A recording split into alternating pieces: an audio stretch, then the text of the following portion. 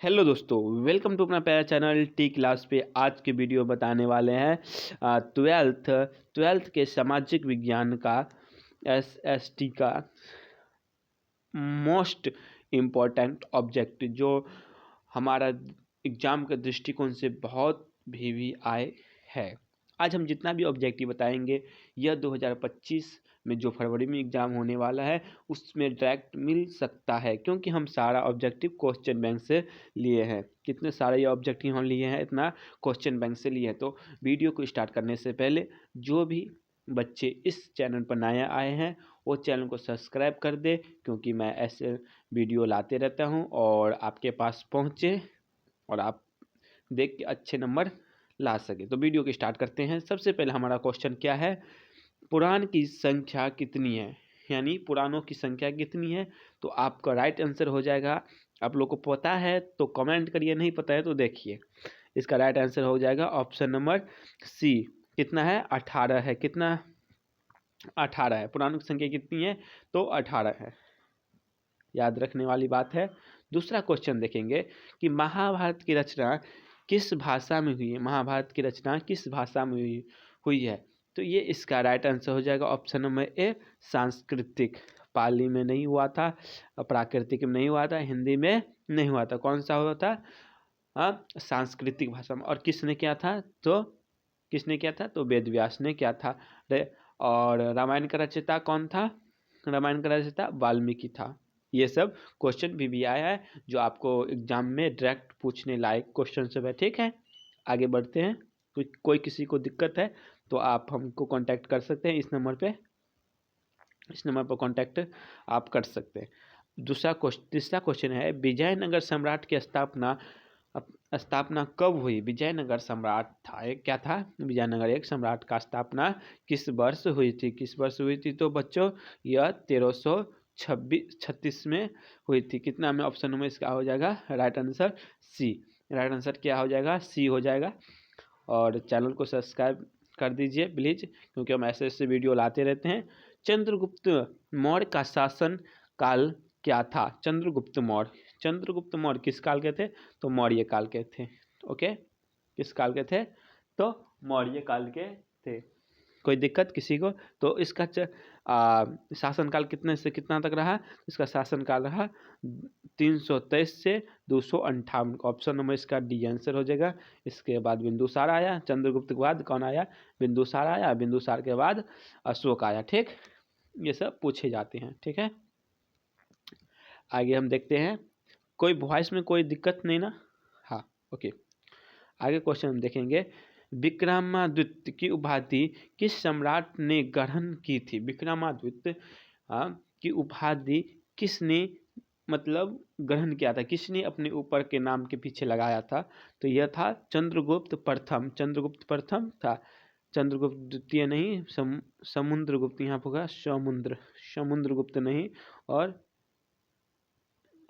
संगंतगुप्त नहीं, ये किस और लिखा गया है, रॉन्ग आंसर है। इसका राइट आंसर हो जाएगा अपने हम लोग को चंद्रगुप्त प्रथम किसका था? विक्रमादित्य की मतलब उपाधि धारण की थी। आगे क्वेश्चन हम देखेंगे, अशोक किस वंश के शासक थे? देखो हम बता दिए थे पहले ही, अशोक किस वंश के थे? तो मौर्य वंश के थे। किस वंश के थे? सबसे पहले आया चंद्रगुप्त मौर्य, उसके बाद आया बिंदुसार, उसके बाद आया अशोक। ठीक, ये सब कौन सा वंश के थे? तो ये सब मौर्य वंश के थे। कौन वंश के थे? तो मौर्य वंश के थे। हाँ, ओके, कोई दिक्कत नहीं। आगे बढ़ते हैं। क्वेश्चन नंबर 7 देखते हैं। क्वेश्चन नंबर 7 में क्या है, मौर्य साम्राज्य का प्रथम शासक कौन था? मौर्य साम्राज्य याद करिए, बताए हैं मौर्य साम्राज्य का प्रथम शासक कौन था? तो सबसे पहले बताए थे चंद्रगुप्त मौर्य, उसके बाद बताया था बिंदुसार, उसके बाद बताया था अशोक। तो इसका राइट आंसर क्या होता है? चंद्रगुप्त मौर्य। चंद्रगुप्त की स्थापना कौन किया है? कौन किया? तो चंद्रगुप्त मौर्य किया। ठीक, या प्रथम शासक कौन है? चंद्रगुप्त मौर्य। बिंदुसार नहीं है। देखो पहले आया कौन?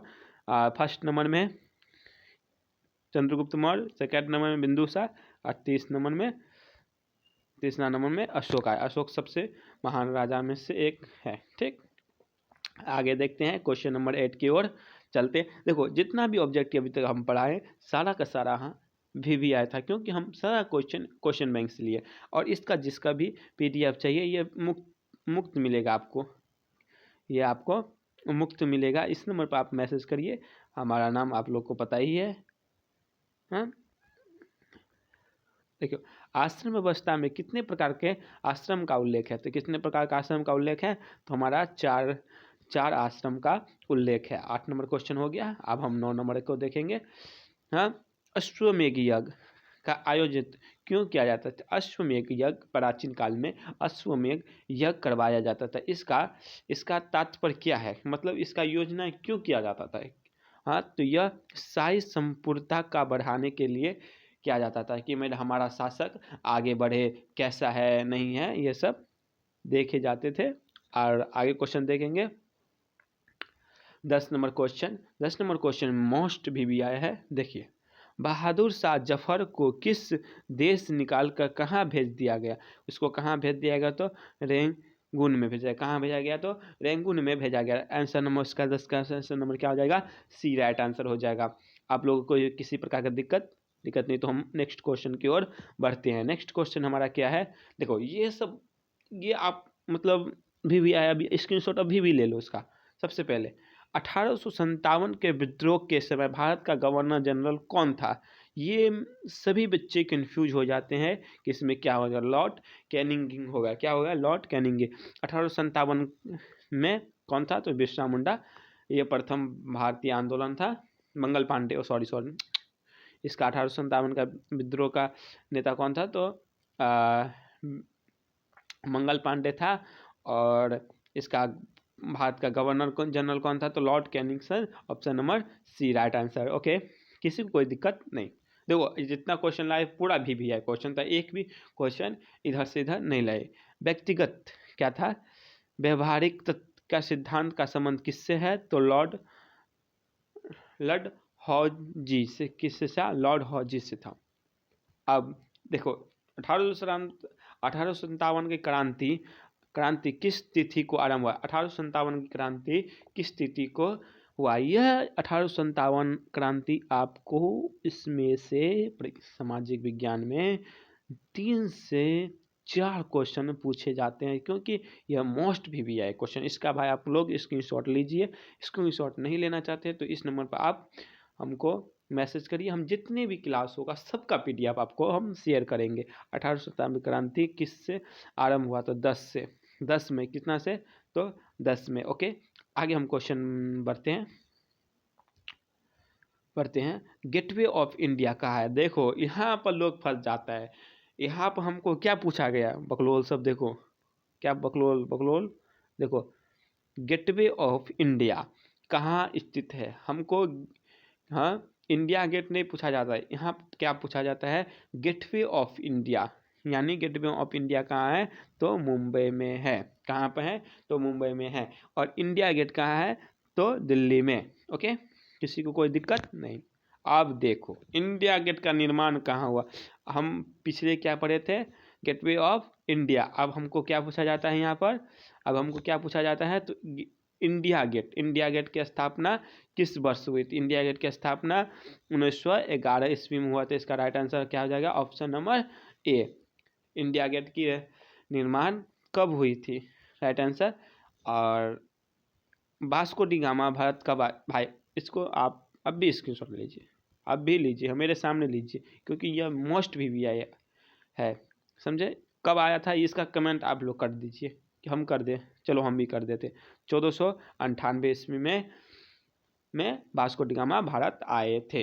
किस मार्ग से? समुद्र मार्ग से। ओके, अब किसी की कोई दिक्कत है तो इस नंबर पर आप कॉल या मैसेज कर सकते हैं। आपका PDF हम आपके अवेलेबल करवा देंगे। तब तक के लिए जय हिंद। आज इतना ही क्वेश्चन था, क्योंकि टाइपर हमारा आज चला गया इतना ही क्वेश्चन टाइप करके। और नेक्स्ट वीडियो हम आपको फिर मिलते हैं। तब तक के लिए जय हिंद, जय भारत। एग्ज़ाम की अच्छे से तैयारी करिए।